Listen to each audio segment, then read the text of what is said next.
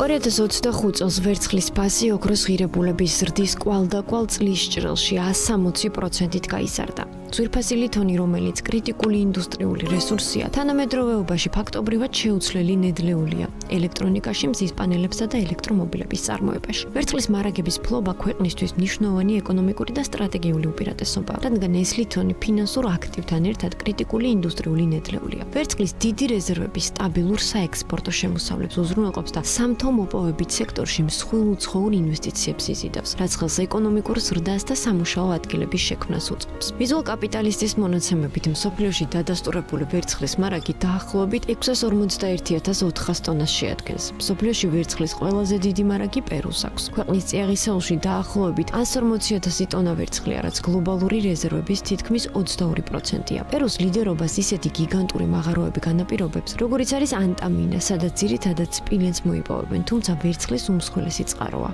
ავსტრალია ვერცხლის რეზერვებით მსოფლიოში მეორე ადგილს იკავებს და გლობალური მარაგების დაახლოებით 15%-ს, 94,000 ტონას ფლობს. ქვეყნის სამთო-მოპოვებითი სექტორი მაღალ ტექნოლოგიური ინფრასტრუქტურითა და სტაბილური საინვესტიციო გარემოთი გამოირჩევა, რაც მას მსოფლიო ბაზარზე თეთრი ლითონის ერთ-ერთ ყველაზე საიმედო მიმწოდებლად აქცევს. ავსტრალიაში ვერცხლის მოპოვება ხშირად კომპლექსურად ტყვის, თუთიისა და ოქროს საბადოებთან ერთად ხდება, ხოლო ისეთი მასშტაბური ობიექტები, როგორიც არის კანინგტონის მაღარო, ქვეყანას წამყვან პოზიციას უნარჩუნებს, როგორც რესურსების მოცულობით, ისე მოპოვების ეფექტიანობით.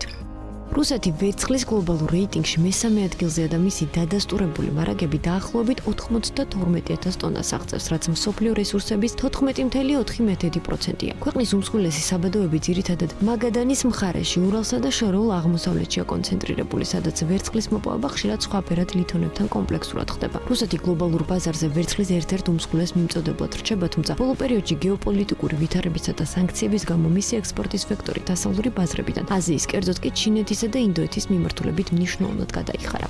ჩინეთი დაახლოებით 70,000 ტონა ვერცხლს ფლობს, რაც გლობალური რეზერვების თითქმის 11%-ია. ჩინეთის შემთხვევა განსაკუთრებულია იმით, რომ ის არა მხოლოდ დიდარია ამ რესურსით, არამედ მსოფლიოში ვერცხლის ერთ-ერთ უმსხვილეს მომხმარებელსაც წარმოადგენს. ლითონის მოპოვება ძირითადად იუნანის პროვინციაში ხდება, სადაც ვერცხლი ხშირად ტყვიისა და თუთიის მოპოვების თანმდები პროდუქტია. ვინაიდან ჩინეთი მსოფლიო ლიდერია მზის პანელებისა და ელექტრონიკის წარმოებაში, საკუთარი ვერცხლის მარაგები შიდა ინდუსტრიული მოთხოვნის დასაკმაყოფილებლად ქვეყნისთვის უმნიშვნელოვანესი სტრატეგიული უპირატესობაა.